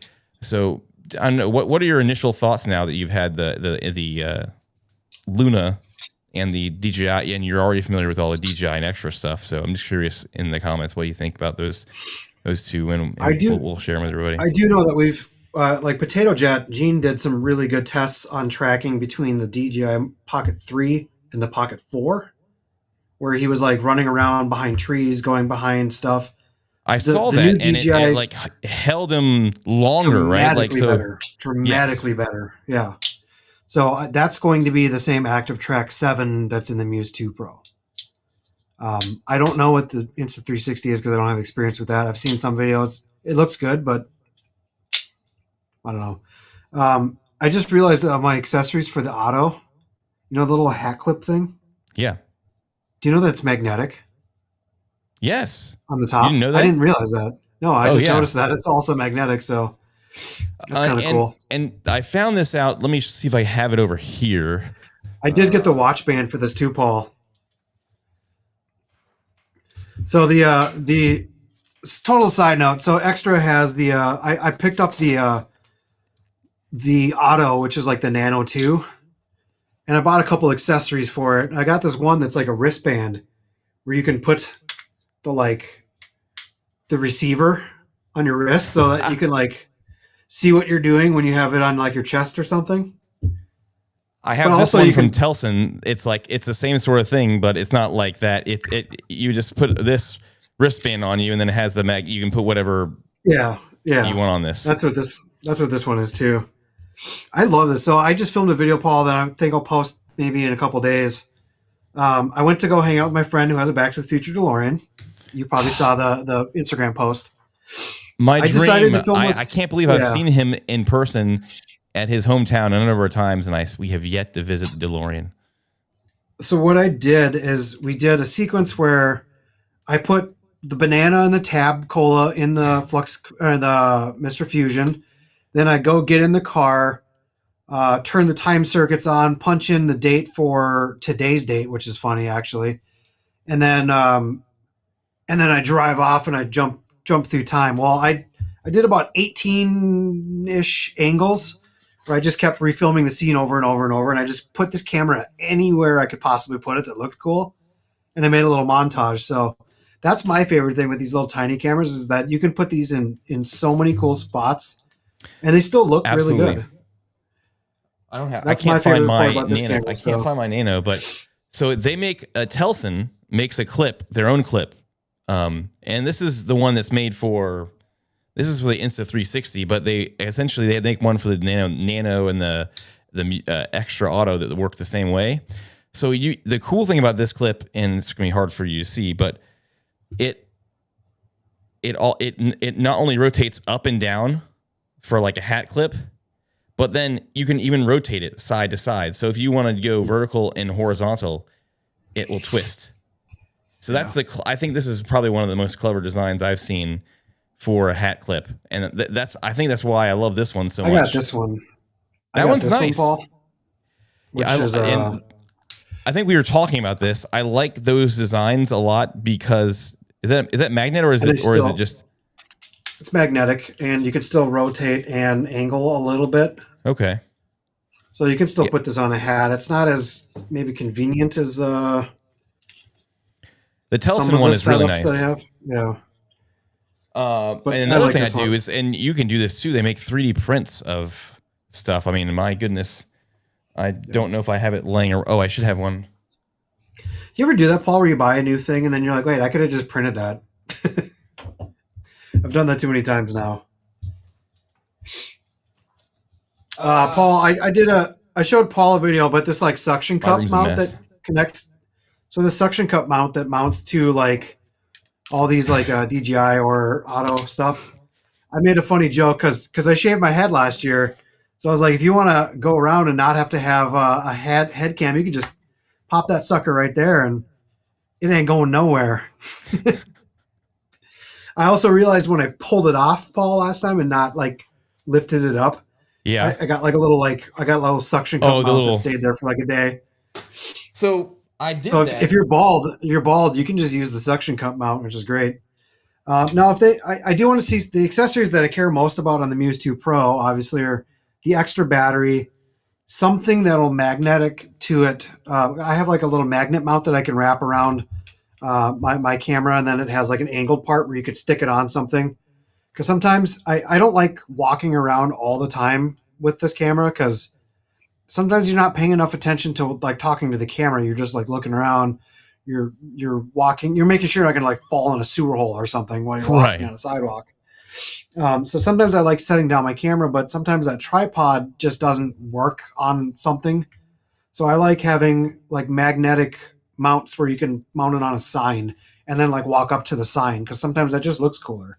And that's very Casey Neistat-ish. If you guys ever notice Casey's videos, he rarely moves the camera. If he's got it in his hand and he's moving, it's probably because he's on like an electric scooter or electric skateboard.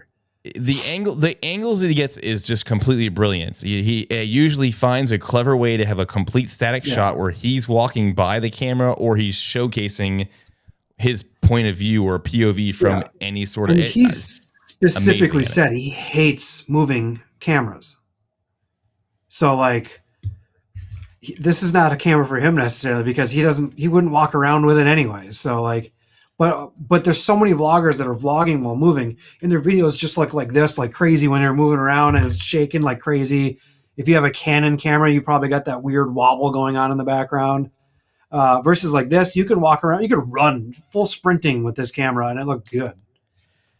So, in fact, it probably looks better when Ranger7 you're says he forgets that he has he's like, why did I even buy this thing in the first place? Like, I do that sometimes too. I'll be like looking up products, and then now when I get a new camera or action camera, I usually try to go on the 3D print website and just scroll through and see what kind of other interesting designs people make. And I was having an interview with one of the brands recently about the content creator thing, and they're like, where can we, how would you figure out ideas for, making what innovative products? I said, well, the biggest way I do is just to collaborate with a bunch of creators and talk to them and just see what they want to see that they're not being able to do with their current cameras. But the other thing is just go on the 3D print websites and see what other cool designs that you say that kind of like ooh, that would be cool. Maybe I can do something else to make it even better. So I think, that aspect of just seeing the community, the 3D printing world is crazy. I mean, Kyle got me into it, obviously.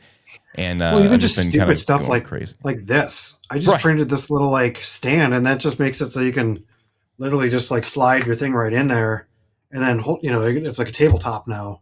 So you don't have to have a tripod. You see my wife, she's here in the comments. She's probably just sitting in bed right now like, when is this guy going to get here? He told me he was only going to go for an hour. It's already been an hour and a half. What's this guy doing? But she goes over here. And so we paddleboard, right? And I did a Instagram story about it. I use like this car mount right here from K&F Concept. Really cool. I'm doing like a video for a bunch of accessories for like 360 cameras, and I don't know, it's really cool. I might even throw it in. I like using this for regular action cameras too, if you get the angle right. But I mounted it to our paddle boards, and they're inflatable, not like a regular paddle board. And so like now there's like indents where all these like suction cups were like attached to and she's like, it's driving her bonkers that there's like little indents now inside the. You know what's crazier about this whole story? That you're on inflatable paddle boards going in Florida water with freaking alligators. And Chelsea's like, oh yeah, they're only a few feet away from me. I'm like, I'm out of the water. I'm not even in the water at this point. If I see an alligator, let alone a few. I saw your reply to Chelsea's comment when she posted that.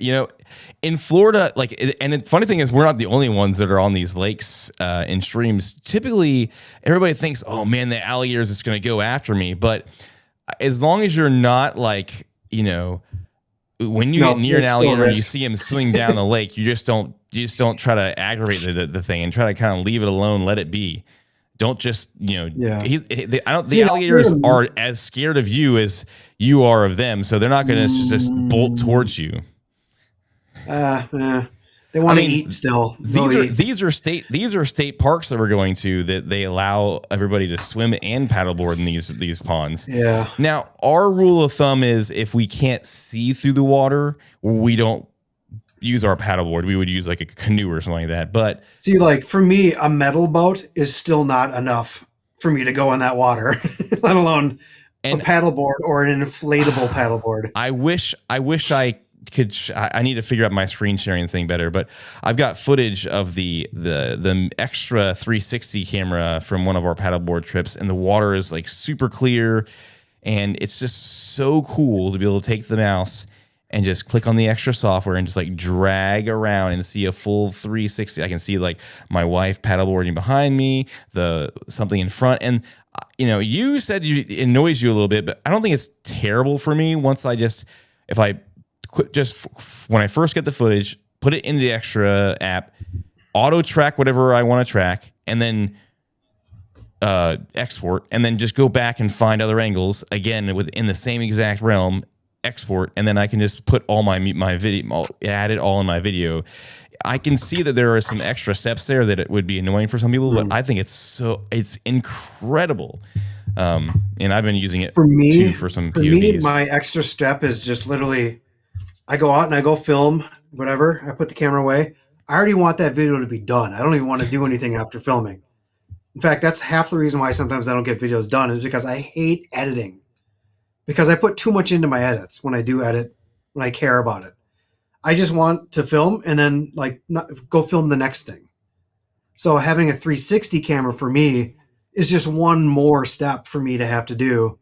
Even as easy it is. I know you can just hit the tracking thing and keyframing is super easy, but it's one extra step that I'm not a fan of. That's why I've never been a big fan of 360 cameras. Now, I did just get that 360 anti-gravity drone, which is literally the same issue. But to me, that thing is almost more fun just to fly than it is the footage that I'm going to get from it. Yeah.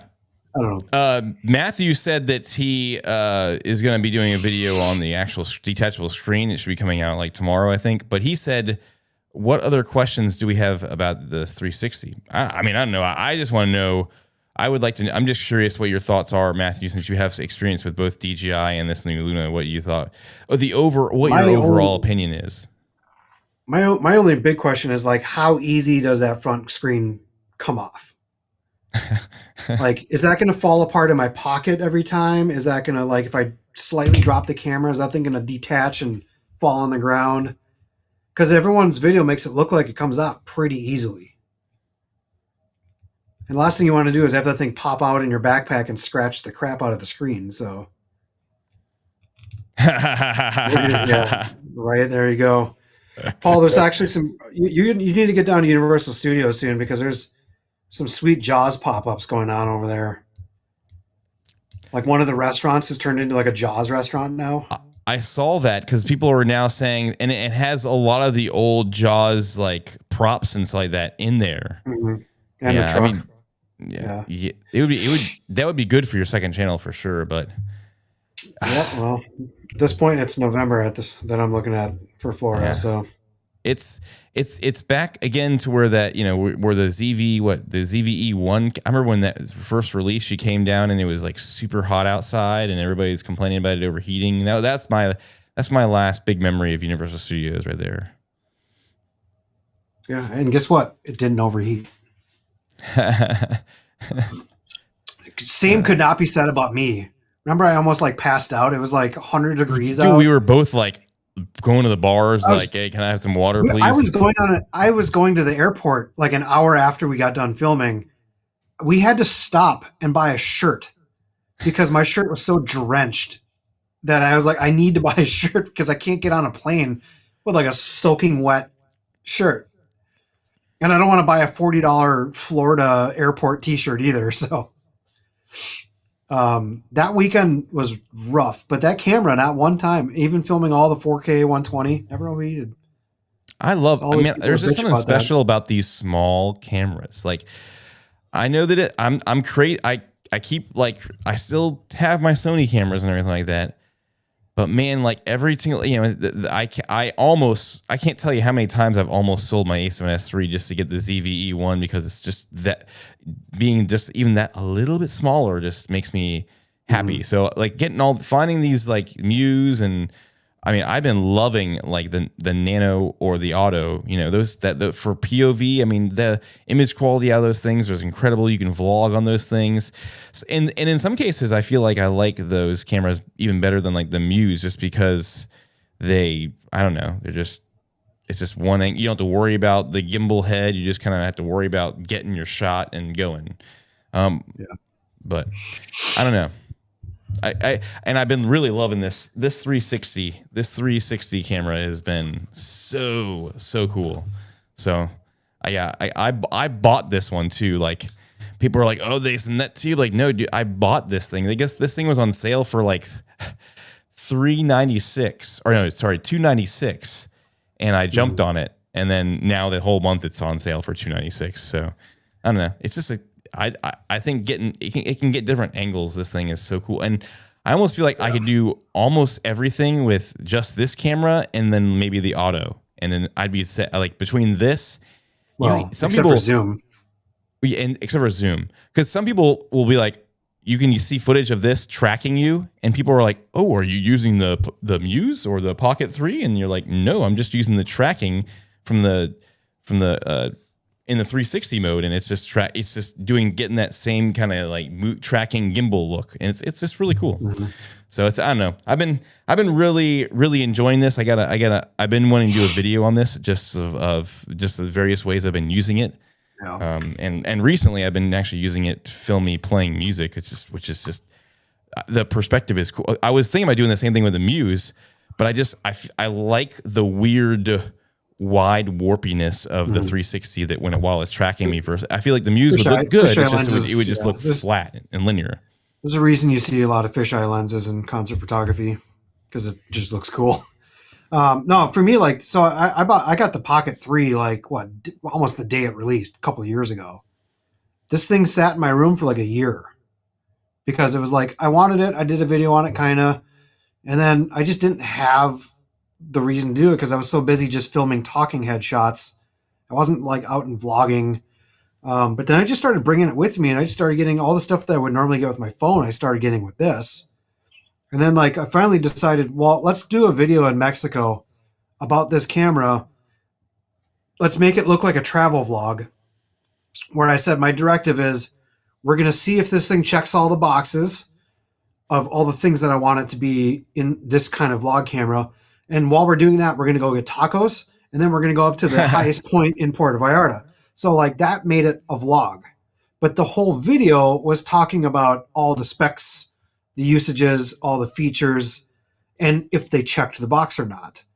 So like I like doing that kind of video where it's like a vlog disguised as a gear review, or a gear review disguised as a vlog. And that's where I started going, I don't know why I'm not using this camera more, because this camera is really good other than the zoom. And I was just like, remember when I first bought this, Paul, I was just like, yeah, it's a cool camera, but the zoom sucks. Having one focal range makes this camera dumb. And then they fixed it with that with a firmware update. Zoom. Yeah. Which made me go, okay, well now it's a better camera. And that's about when I started using this again. Because otherwise it's like, I hate when everything is the same focal range all the time. Nothing ever changes. And you're like, I don't want to run up to something to get as B-roll. I like cutting sequences where it's a wide and then a medium and a zoom. And then you can cut in between those shots and make it look like a cool sequence. But you could never do that with pocket cameras. And that was always my thing, is like, it's the same reason why I hate people vlogging on cell phones, is because it always looks the same. Now the iPhones have the 20x zoom and all this other stuff. Right. It looks better, but it's just, like that's why I like having dedicated cameras with different lenses or zoom lenses, because you can change your perspective, which changes like the look or the feeling of your video. Matt asked if they're going to update Muse the 2 Xtra Pro software. is going to be. What do you mean? So he was. I think it's mainly probably directed towards me for the 360. I think it's good, and they already have, even since I purchased it, upgraded the software a little bit. Recently, they just added the live stream capabilities to it. It didn't have that at launch, but I mean, I don't want to. I mean, it's honestly, if you whatever you see with the DJI software, it typically is on the Xtra software. I mean, when you open up the software itself, it looks just like the DJI software, so it has an Xtra logo. Different logo, same software, same software. Matt, is the Xtra that you have right now, the Muse, is it the 2 or the 2 Pro or regular? He has the regular, the Muse one. Okay. Yeah. Okay. He said he needs a pause button on it. I mean, it has one on the screen when you're watching videos. Are you talking about like a pause in the middle of recording kind of thing? Yeah, as he said, I need a pause button on the X. Explain that. I would love to hear what you think about that. I thought there was a pause button on it. Does he? And maybe he means, and I don't think it does this. Does it? Because I know the Insta 360 stuff does it. I think what he means is, no, it doesn't do this. Where you're recording, and you can literally just press pause, and then put the camera down. Maybe you do like almost like a live edits. Then you can, when you put the camera back up again, press record, and it's all one seamless clip in your camera. And so literally when you export it off your SD card, you could literally just upload it. I mean, if you're really good at and you don't need to cut anything, you could just almost do an entire vlog with just using that pause record button. I think that's what he means by that. Okay. It's a really cool feature. I like what with that on the Insta 360, the Go Ultra does it. It's really sweet, and you can just like literally, I could do a whole day vlog with this thing and just press the pause button and then just press record again, and it'll continually record where it left off. So I think that feature is really cool. There's one thing that I hope the Muse 2 Pro does better. Or if they don't, we need to talk to someone at Xtra to get this in a firmware update. So this comes from Justin Scard, who has the 4, DJI Pocket 4. He got his hands on one from someone in Japan that sent him one.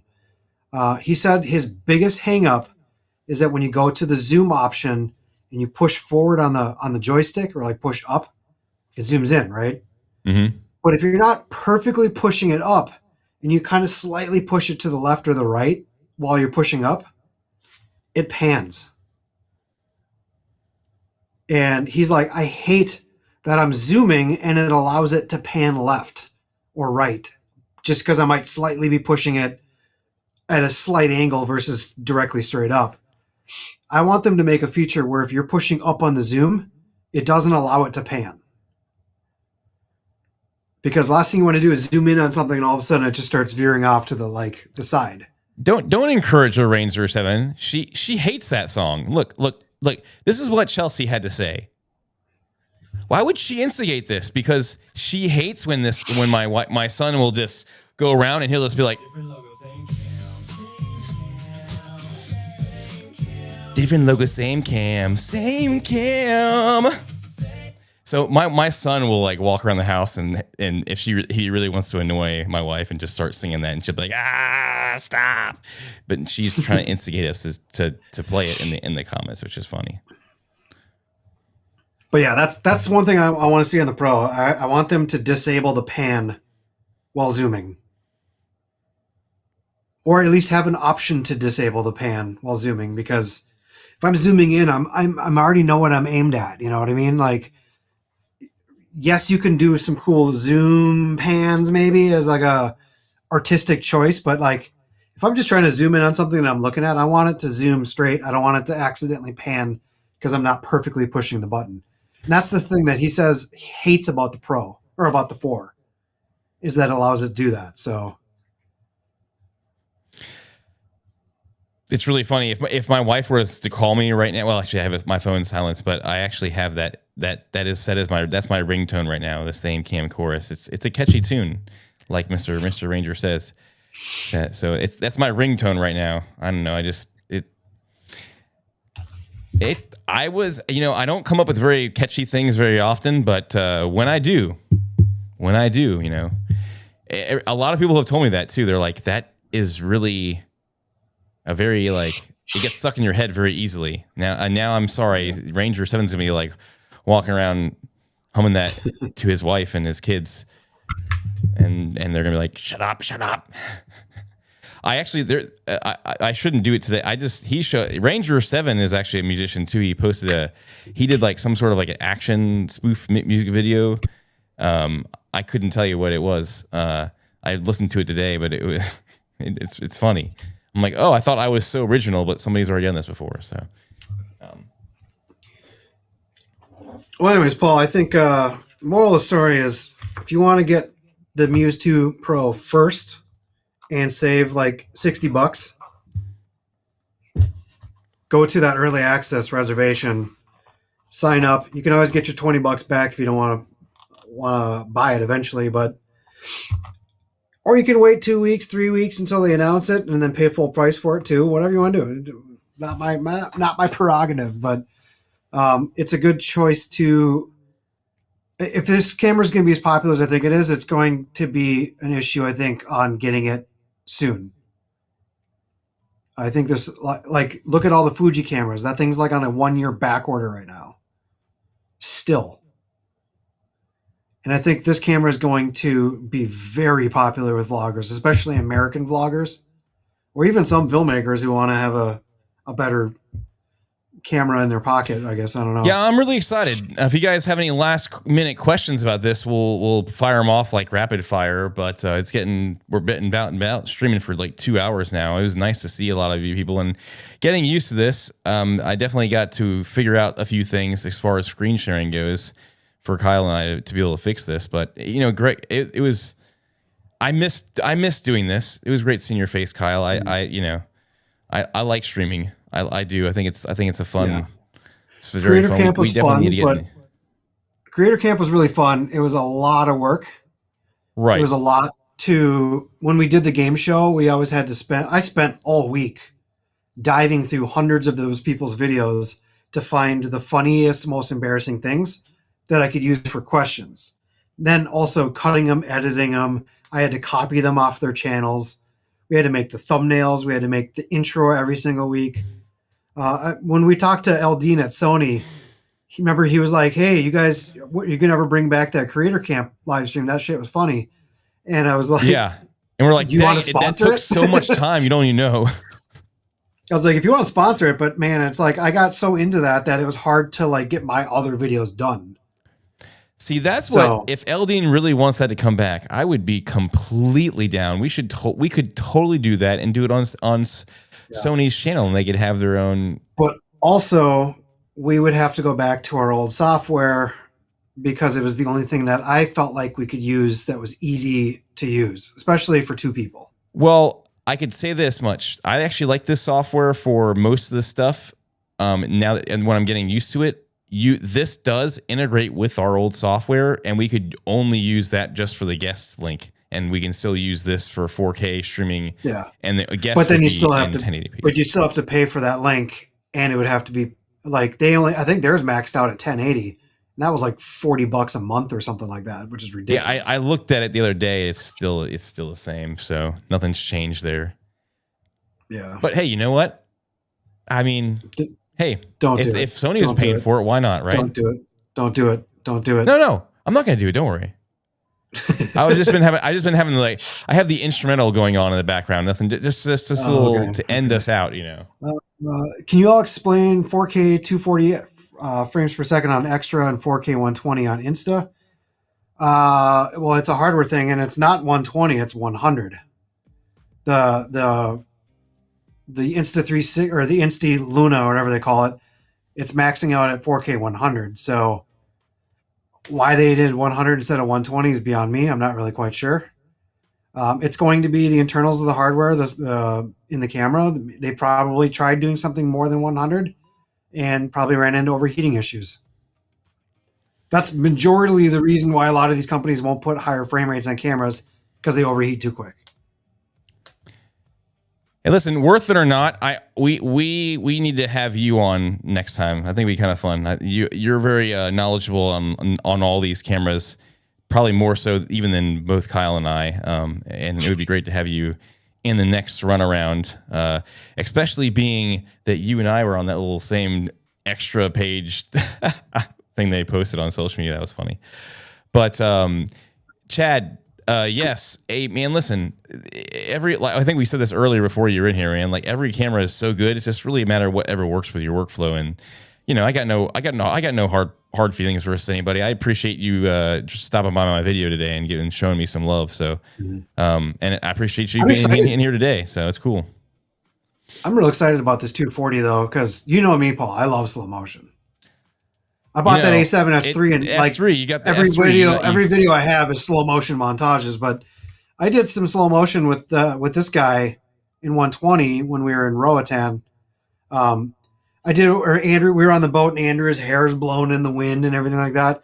And then I took off my hat to my bald head and I went in slow motion. I thought it was hilarious, but it looks great. It looks great on you. So I'm expecting that 240 to even be a step up from that. So. And I should know actually more pretty soon because not only obviously Xtra continues to send us out new stuff, but there is a guy that actually works. And this I don't know if I told you this. I think I briefly told this to you, Kyle.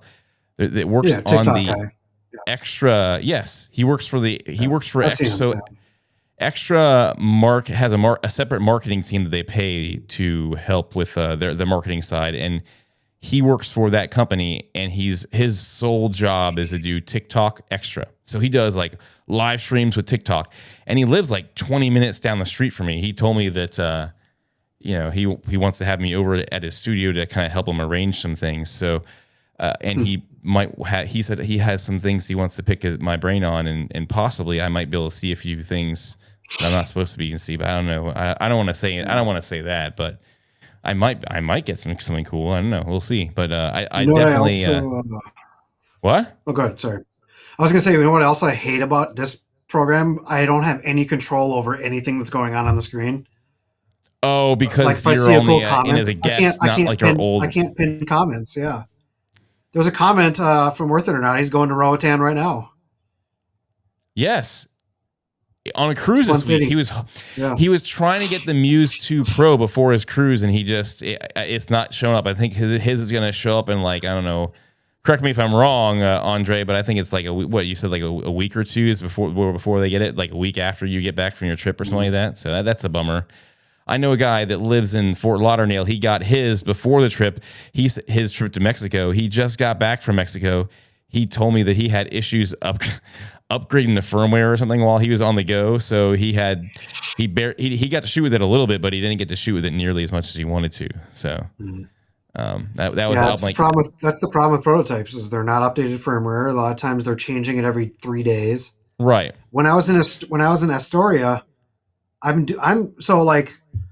got the anti-gravity A1 360 drone, right?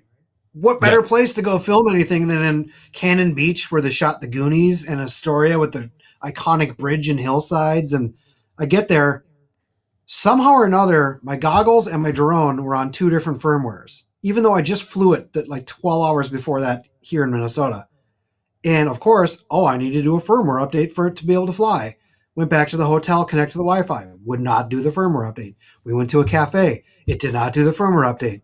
So I missed all of my footage on that drone in that city because I didn't have the stupid firmware updated. And when I got home, it took 6 minutes. And it updated just fine back here. So I'm a little pissed about that. Yeah, he said Andre's getting his the 29th, right after he comes back. So I think ours is coming in around the same time. I don't know. Don't quote me on that. I'm not even sure I'm supposed to say that live, but it's okay. I have almost zero communication with it. So I've gotten some sample footage and some charts and very little actual communication about stuff. Apparently they might be having a couple events too, which I'm trying to see if I can get to the LA one, but I doubt it. Steve, yes, it's Steve. So Steve is he lives like 20 minutes away from me. Super nice guy. I've actually known Steve before he even did the whole extra thing. He was doing Amazon reviews full time, and then I guess since I last talked to him, that's what he was doing. And then I reconnected with him recently, and he's like, "Oh, I'm doing this." I'm like, "Oh, that's really cool." So anyway. Yeah, so I think we're going to do another stream when Andre, when you get back, you're getting back on the 29th, so maybe we'll have to have you maybe that week or something. We'll have to do another stream or something. I don't know. I want to get back to doing streams at least bi-weekly or something. It'd be kind of fun. Yeah. So. Andre, if you're looking for the what to do in Roatan, though, go watch my videos on my other channel. Because we did all of the things you could kind of do. We were stuck on the resort property for most of the time, but. And also there's a lot of like certain days that things are closed, which if you're coming off a cruise, probably will still fit that. Cause I think they kind of go around cruise schedules, but there's some pretty cool things. And there's some like the generic one. There's the ones that everyone does. And then there's the places that not everyone goes to. And some of those places I think are cooler, but that's, Watts Next Adventures, like WATTS, like Kyle Watts. What's next? Easy Tiger, man. What's up? Kevin in the house. But can we get a camera that shoots 8? I mean, come on. Anything's possible, right? They can make anything look fantastic, especially with those small sensors. I mean, push them even further. We want, 960 frames per second. Come on. Yeah, you can. Someone said you can stream vertically too on Ecamm. You can, yes. Yeah. Ecamm is great. It can do a lot. I just wish that the guest thing is really the only thing. If they added, I got so babied with all the things where you can put all of the videos and photos that you want to share later, and you just click it and it starts. I like the ideas of you can share it. Whoever's on this channel can literally stream that on their own channel, and they can set that up themselves. Like right now, I'm only streaming on this live to my channel because I let you log me in and gave you my passwords to my YouTube so you could log me in. Guests aren't going to do that normally. I trust you enough to not like screw up my channel. So, well, the fun when I reached out to somebody else for help on this, they're like, "Oh, just tell the person to add you as a brand manager to their channel." And it's like regular guests aren't going to do that. That's not going to work. So people who make their living off YouTube is not. That's like people like my friend Curtis. He just got his channel hacked and deleted, and it took him a week and a half dealing with Google and YouTube to even get it back.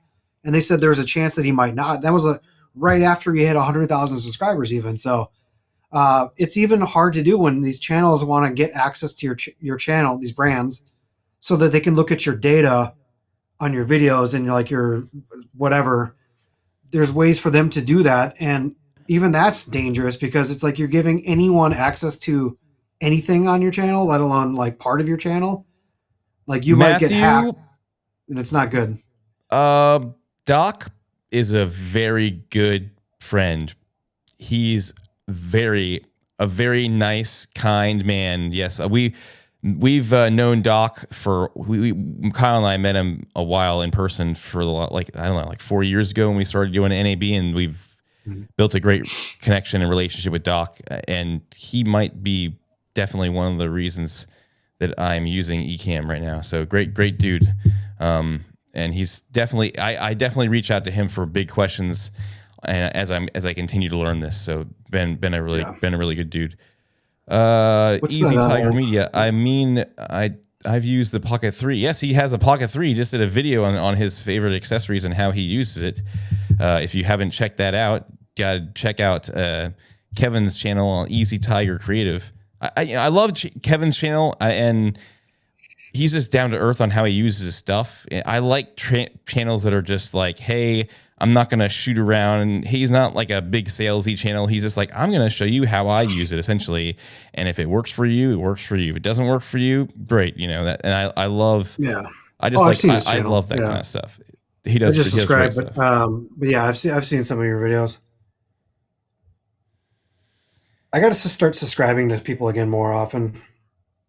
Hey, good night, Andre. We got to wrap this thing up too. My wife's gonna kill me. I was hoping to only do it for like an hour, but you know, I knew it wasn't gonna last an hour. I'm excited. I'm excited.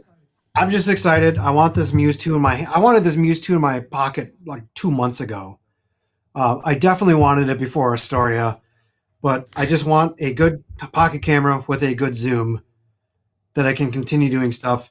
And I've definitely been promoting this to a lot of the people that I've been hanging out with, whether it's like Justin Scarred, Robbie Retro, all these kind of vlogger channels to let them know, like, hey, I know you guys feel like you're not going to get the camera you want this year unless you call someone in Japan to send it to you, but the Muse 2 is going to be the same camera, and you can get it cheaper, and you can get it here. So under $700, great 4K camera with a zoom.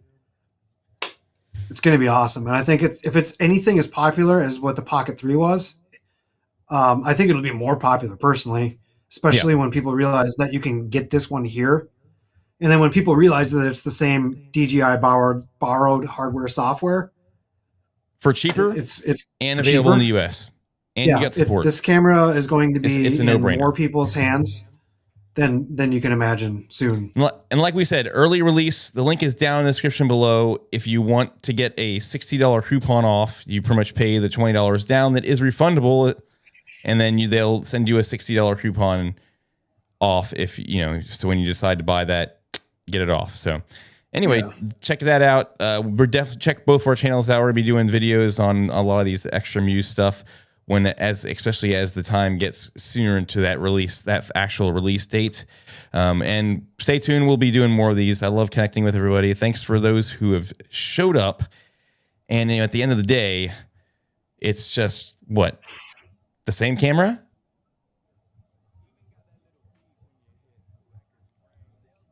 It didn't work good. All I gotta say is Johnny 5 is alive. Johnny 5 is alive.